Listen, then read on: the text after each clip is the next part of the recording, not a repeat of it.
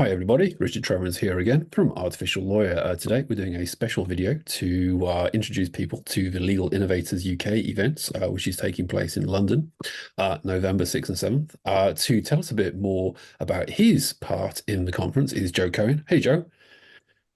Afternoon, Richard. You were at Dentons, as some people know. You're now at a new law firm, Charles Russell Speechlys. Could you just tell us a little bit about your role there and what you're up to? Yeah, definitely. So joined Charles Russell Speechlys in December as the director of this new team that we've called Advanced Client Solutions. Involves quite a few things actually. So obviously we've got the legal tech and the generative AI angle. So we've actually been doing really quite a lot with it. And we will talk about that over the next few minutes Mm, as to the level that we've got to.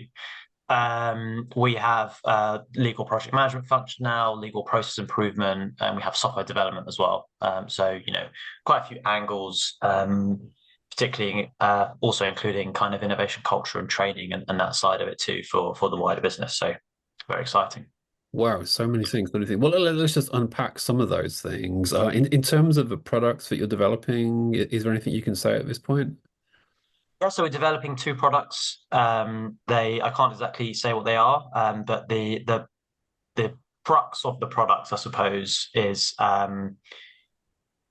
very legal specific, kind of embedding legal knowledge into the platform, leveraging generative AI to quite a large extent, to provide some quite novel and interesting services direct to clients. So these are not, let's say, general use platforms, kind of Mm, broad multi-purpose AI tools. They are specific to quite niche legal needs, but we're really excited as to the capability that we've been able to program into the platform even at this stage.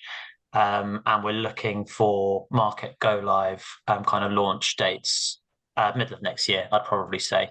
Um, you know, it's a lot of moving parts, but yeah, lots of enthusiasm inside the firm as well. Lots of partners involved, the discussions, and kind of associates and senior associates feeding into the development and the legal thinking and the definition of the legal processes that are involved. So yeah, very much a team effort. fantastic, exciting. Look forward to seeing that. In terms of generative AI, I've got to ask, obviously, aside from the product building, more broadly, how is that being used in the firm? Is it at the moment? Yeah, so we have a few tools actually that have generative AI. The main one is called Sidekick, a collaboration that we have with Springbok. So similar to the last firm I was at.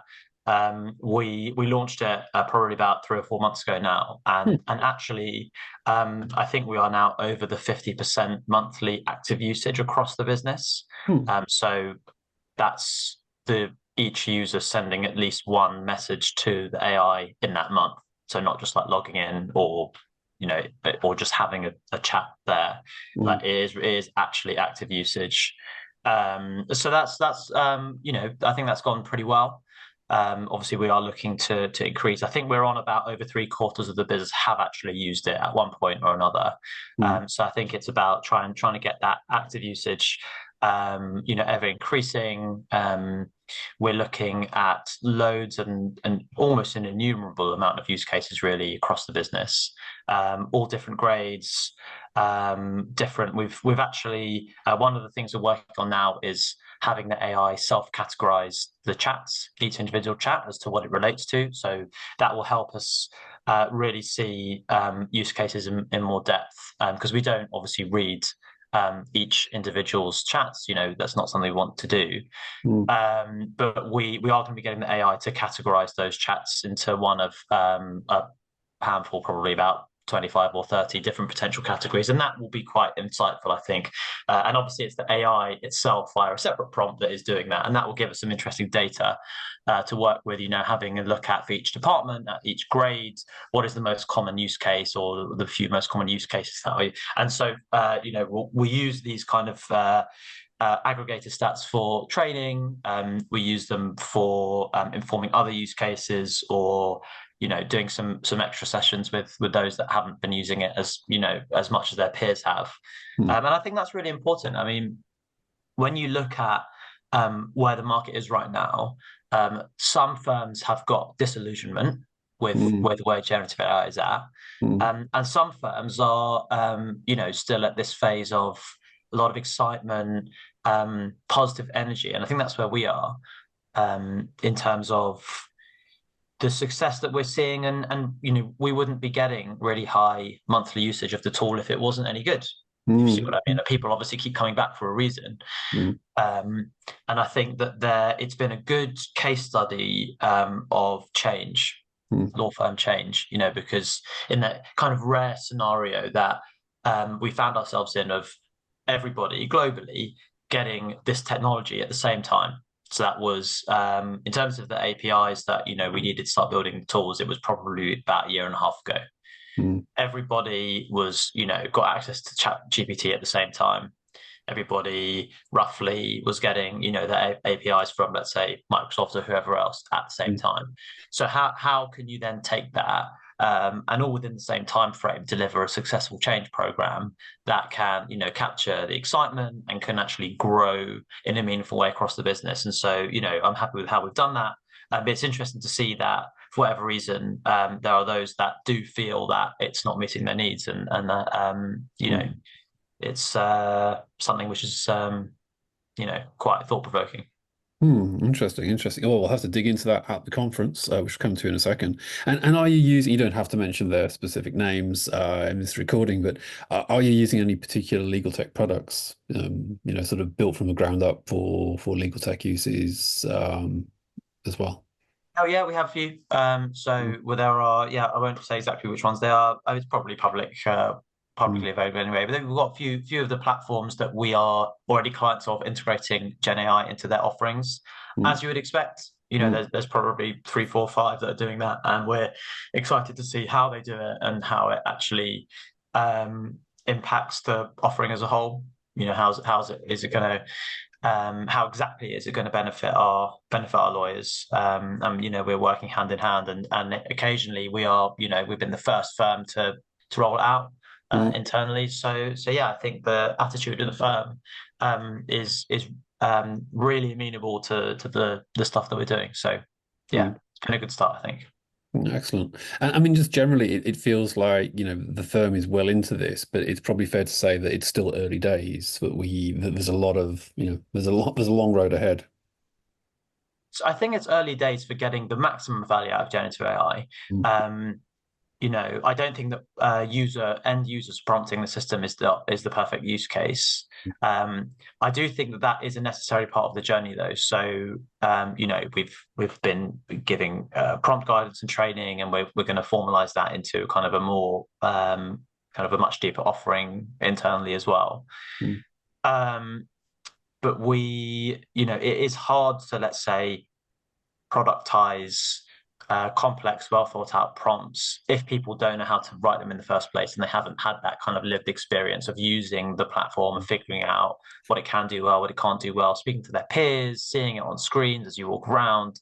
I think it's all a necessary part of learning to live hand in hand with this, quite sophisticated new technology. mm, One of the so we're now productizing use cases in the form of bots that just do one thing. So they've got some prompts, some very detailed, lengthy. We're talking pages of A4 prompts in the back end, and they will do one particular thing really well, and that's the name of the bot. And so if you want to do this particular thing, then you mm, don't even need to prompt.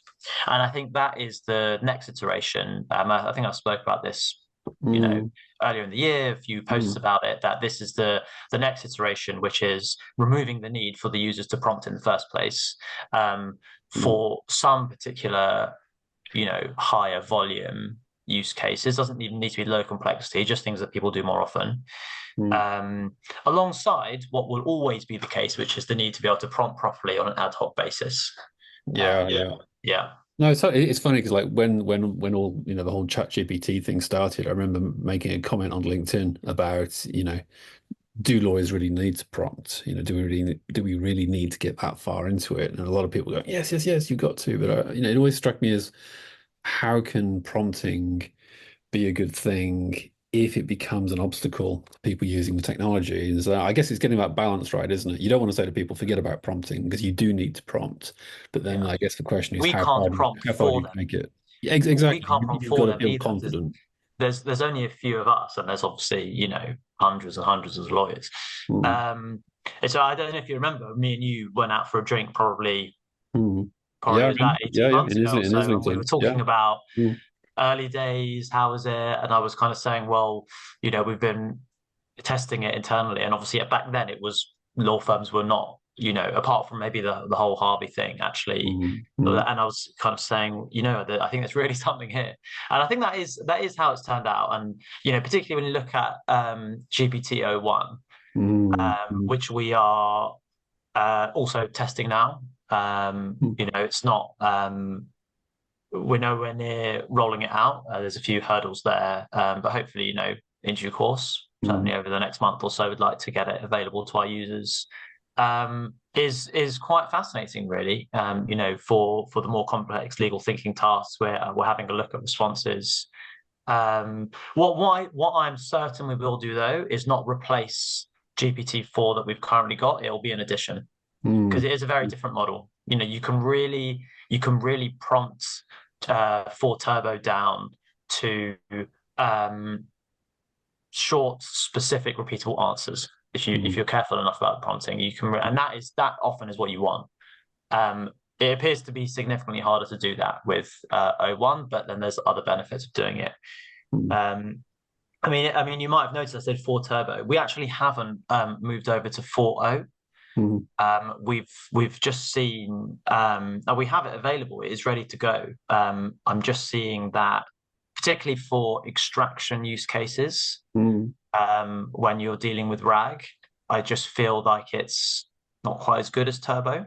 mm, And I've spoken to some of my counterparts at other firms, and actually they independently came to the same conclusion. mm, So we're just kind of deciding whether we have 4.0 and 4 Turbo working, like, different options. mm. Um, but actually, it may just be that O1 is here now. We might just have that as the second option instead. Yeah, Although yeah. we are also embedding other non-GPT models as we speak as well, which is quite exciting.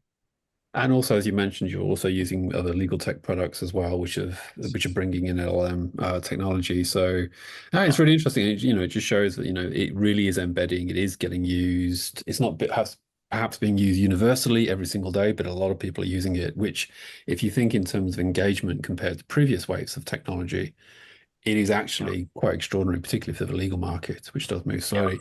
But just yeah. just the last couple of things about legal innovators. I mean, you've spoken there before. What are you most excited about in terms of a conference? What will you be looking out for? What kind of things will you be listening for? Yeah, so really good lineup of speakers. So we're looking forward to hearing from my peers, but also a lot of in-house lawyers that we're talking there about. I think where we are in the market. Not just with generative AI, but with other things as well. I'm always listening out for innovation training ideas and engagement, just to try and see if there's anything that we've missed. And I always pick things up there. But I suppose what we're really at now is that stage of people have now been using in production generative AI solutions for a while. And I think you're going to get a lot of people with some really interesting insights as to Mm. here are benefits that we have seen. Here is how our whatever structural models are changing. And yeah, it should be exciting. Looking forward to it. Fantastic, fantastic. And of course, that's what Legal Innovators is all about. Listening to people, interacting, engaging with people and the companies who really are at the cutting edge.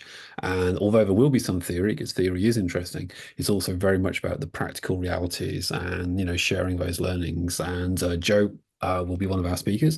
And we're very much looking forward to hearing him speak on his panel and to seeing you all there. And you can buy tickets still. There are still some available. And if you go to the website, it's legalinnovators.co.uk and just go to the ticket page. It's in London, November the 6th and 7th, and look forward to seeing you there. First of all, thank you to Joe, and thank you to everyone for listening. Goodbye.